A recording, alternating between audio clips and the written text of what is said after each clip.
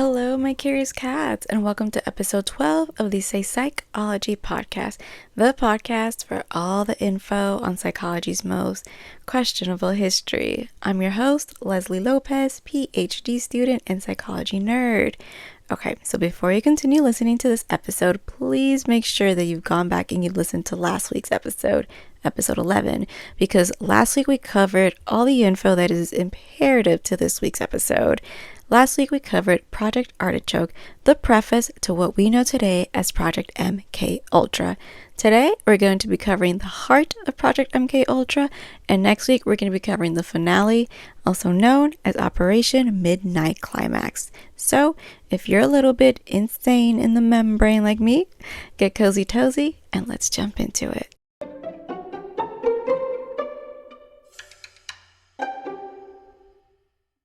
Last week, we left off with our boy Dr. Sidney Gottlieb and his 1953 approval from the CIA to test the effects of LSD regarding mind control on human subjects at his own discretion. In layman's terms, the CIA wanted to use hallucinogenic drugs as a form of mind control technique on prison captives in order to gain further inside information on the enemy. Now, this was the 1950s, so by the enemies, they meant the Soviets. Despite already years and years of research, the CIA scientists and its ops had not yet been able to crack the code to the perfect truth drug for interrogating suspected Soviet spies during the Cold War, and that is how they ended up with a funded government proposal worth over $3 million today. The government had already poured millions of dollars into this project and continued to do so because their goal was to influence and control the mind and enhance its ability to extract information from resistant subjects, aka the captured enemy, aka the Soviets. Listen, if there's one thing the government is really good at, it's not minding their business, that's for sure. So if you remember, last week I mentioned that the information in these episodes are now the official, yet declassified version of events. And by that I mean it's what the government has left for us to believe is all the information there is about these projects. So if anything, let's take the information with a bit of a grain of salt, if you know what I mean. Okay, so as soon as Gottlieb was given the okay by the CIA to further conduct these experiments at his own discretion, he and his team said, go time. And before he knew it, the project soon became less like a covert government program and more like a members-only fraternity club. By mid-1953, Gottlieb was in full control of Project MKUltra per the CIA's permission. The CIA had given Gottlieb the green light on the project, and he required no further permission to test out the effects of LSD for mind control. If you remember from last week, we discussed how Gottlieb's team was testing LSD and other hallucinogenic drugs on Nazi war prisoners in Germany, Panama, and Japan, with their main testing site in Germany at a war camp called Camp King. Well, scratch that, because a secret testing site was no longer needed. And Gottlieb and his team were granted permission by the CIA to go ahead and test the LSD on whomever they saw fit. You heard that right. Gottlieb and his team were giving the green light to test the effects of LSD for the use of mind control on pretty much anybody. With this green light, Gottlieb began distributing LSD to hospitals and medical schools across the U.S. for what he liked to call controlled experimentation. But given that he was allowed to test on anyone he saw fit, he didn't stop at just hospitals and medical schools. Like, nah, that was way too easy. So Gottlieb wanted more out of his experiment. I mean, yes, the main objective was getting the enemy to talk, but he got bored testing on just prisoners, and he believed that there was more truth to his hypothesis if he tested the LSD on ordinary, everyday people. With this, he decided to take a huge risk by opening what he referred to as a safe house in the middle of New York City. I'm sure we're all familiar with what a safe house is and how it works, but here's a small little synopsis. It's typically a locally funded housing building that's inconspicuous, and it's used for like shelter, refugee, witness protection, etc. However, what many don't know is that safe houses can be used for both legal and illegal activities. Honestly, I used to believe they were these like cute little rehab centers for the homeless, but there's so much more that can constitute a safe house, honestly. Aside from providing shelter, they can also be used if you're hiding from the police or if you're in need of like a stove for certain arts and crafts, if you know what I mean. Also, fun fact about safe houses, did y'all know there's CIA slash government ran safe houses? Yeah, I had no idea. A CIA safe house typically has added security features such as like bulletproof windows, surveillance systems, motion detectors, recording systems, etc. Like there's a whole world out there of different types of safe houses, what they're used for, what they can be used for, who owns them. It's crazy, honestly. I had no idea. Okay, so back to Godley and his New York City safe house. It has never been confirmed just how much the CIA was made aware of Gottlieb's little safe house experiment, but I think it's safe to say they knew exactly what was going on, but just chose to turn a blind eye. For science, of course. Given that Gottlieb was in charge of Project MKUltra as a whole, he needed as much assistance as possible running each branch of the project to then report back to him. He had people in charge of the hospital and medical school experiments. He had people in charge at the Camp King experiments, which were still very much up and running. It just wasn't as much as a priority as it was 3 years prior. So Gottlieb found the perfect man to run the safe house operation in New York City as well. Let's give a very warm welcome to former narcotics detective turned CIA op, Mr. George Hunter White. In New York, White's job was to lull unsuspecting visitors to the safe house, dose them with LSD, and record the results so that it at least gave the illusion of a proper study. Because, without the recordings and the reporting, he was just some guy giving drugs to unsolicited strangers, and we can't have that, can we? When Gottlieb offered the job to White, he was quick to jump on it. Somehow, Gottlieb had found himself someone just as morally corrupt as himself. A bestie, if you will. Good for him. I'm kidding. White was very correct with Gottlieb, though, and he did just as he was told. He went out to the streets of New York City and scoured around looking for existing drug users, small-time criminals, and what he referred to as dishonorable candidates that he could easily lull back to the safe house. Because remember, a safe house is also known to be used as a hideaway for illegal activities. Obviously, these dishonorable candidates already knew this, so for them, they were being provided the opportunity of a lifetime, or so they thought. One thing I really feel like we cannot forget is why these experiments were taking place in the first place. Yes, Gottlieb and his team wanted to crack the code on mind control. Yes, Gottlieb and his team aimed to use any successful technique on the enemy. And who was the enemy? That's right, communists. Let's not forget that this was all happening because of the Cold War as well. The US wanted to prove that they were better than the USSR via atomic weaponry, and in order to get inside the enemy's head, they, or us, the US, needed to find a way to get to them, the enemy, the communists, USSR. Okay, so back to New York. You may or may not be asking yourself, how do you lure someone to a safe house? Well, whether you're asking yourself that or not, I'm going to tell you anyways.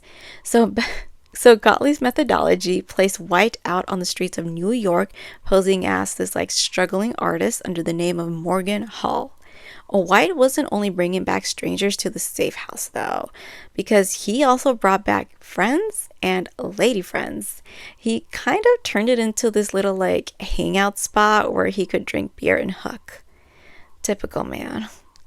However, very important to remember that this was all being recorded in the name of science, which means that no subject who entered the safe house, willing or not, would go to waste.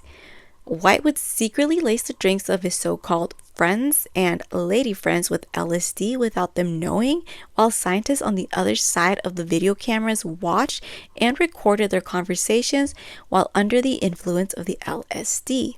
For science, of course. Towards the end of 1953, things started to take a bit of a dark turn over at the safe house, to say the least. Who could have saw that coming?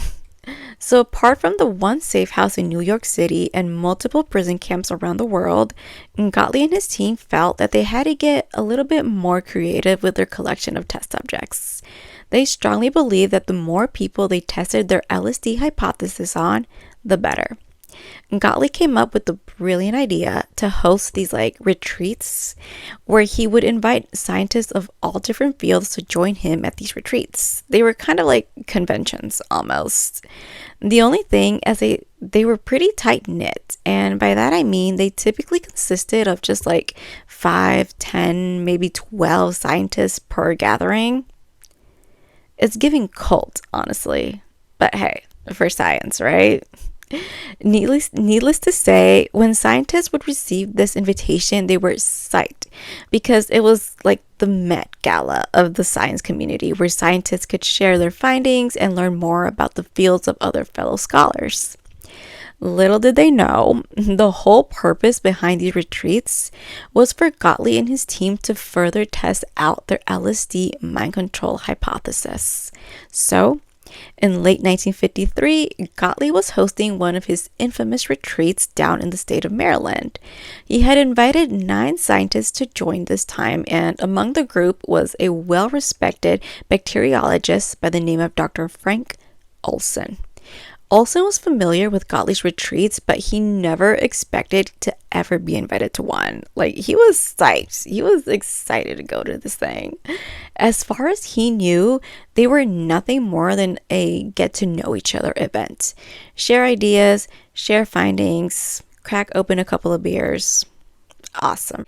On the second night of this specific retreat, Dr. Olson and the others, including Gottlieb, were out having dinner and drinks, and about an hour in, they started to feel a bit off. Olson and the others started hallucinating. They had no idea what was real and what wasn't, and strangest of all, they had no idea what was going on or why they were hallucinating in the first place. When Gottlieb saw that everyone was fully submerged into their psychosis state, he looked over at them and just smiled. He calmly looked at them and straight up told them that he had laced all of their drinks with LSD. Well, everyone except for himself, that is. When the guest scientists heard this, they were obviously pissed. I mean, who wouldn't be? Remember, this was the 1950s, and LSD was still in the testing stages, so there was virtually little to no information on its effects. Even today, though, I can't think of a single person or scenario where someone wouldn't be displeased to learn that their drink had been laced with drugs. Any drugs. So yes, the guests were all pissed to learn that they had become unwilling subjects in Gottlieb's LSD study. Dr. Olson was particularly pissed off, but unfortunately it was too late and there was nothing he could do about it. He and his fellow group of scientists were stuck on an LSD trip for the next 12 hours. I wonder if Gottlieb at least let them finish their dinner first, because it's bad enough you're tripping on acid, but you're also hungry. Jeez, award for worst party host goes to Gottlieb. Since these retreats were only weekend get-togethers, the scientists all had to go back to work on Monday as if nothing had happened. Dr. Frank Olson in particular took the retreat a little extra hard. Although he pretended to be fine at work and with his coworkers, his wife at home noted otherwise. Olson was so deeply affected by what he had experienced at the retreat that his wife expressed that Olson returned home from that weekend a completely different person. He refused to eat, he ignored his children, and he had become very hostile. However, he still refused to talk about what had happened. According to his wife, one day, out of nowhere, during dinner on one of his first nights back, he stood up at the dinner table and yelled, "I've made a terrible mistake. and explained to her that he was thinking about quitting his job as a whole, but with no further explanation. Can you imagine how frustrating this must have been for his wife? Your husband goes on a getaway with some friends for the weekend, comes back, completely different person, no explanation. The frustration must have been terrible. Back at work, his boss and coworkers were also noting a change in Olson. They expressed their concerns for him and his changed behavior. At work, Olson appeared to be agitated and only grew worse as the days passed after the retreat. He expressed to his boss, who, by the way, was also at the retreat and was also drugged with LSD. He felt that he was disoriented and mixed up about the work he had been doing, as well as feeling incompetent of working in his field that he'd been working in for years. He had advanced degrees in this field and he had been working there for years, and he was expressing that he was feeling incompetent. By now, MKUltra was about 7 months in, and the only people who knew the full scope and its true nature were the people or the guests that were at that retreat. The prospect that Olson may reveal what he had seen or done was a terrifying thought to the CIA. One thing about Olson is that he never expressed what his hallucinations consisted of or how they made him feel. And remember, LSD had only been studied to a certain extent, and it was all behind closed doors at this point. So I often wonder if Olson just experienced a really bad trip, and because no one had any idea what that was, let alone how to safely bring someone back down to earth during the come down, like did that play a role in his paranoia? And also, Gottlieb's complete abuse of power over his guests, I'm sure that played a huge role. But ultimately, Olson had become so paranoid and so traumatized from his experience that less than 2 weeks after returning from his retreat, he woke up one day, headed to work, and returned home within a few hours after just leaving for work. When he left work early that day, he returned home with a coworker by the name of John Stubbs. Olson told his wife that Stubbs had accompanied him because they were afraid he would, quote, hurt her. Again, Olson didn't offer his wife much of an explanation. He simply told her that for her own safety, he had agreed to undergo psychiatric treatment.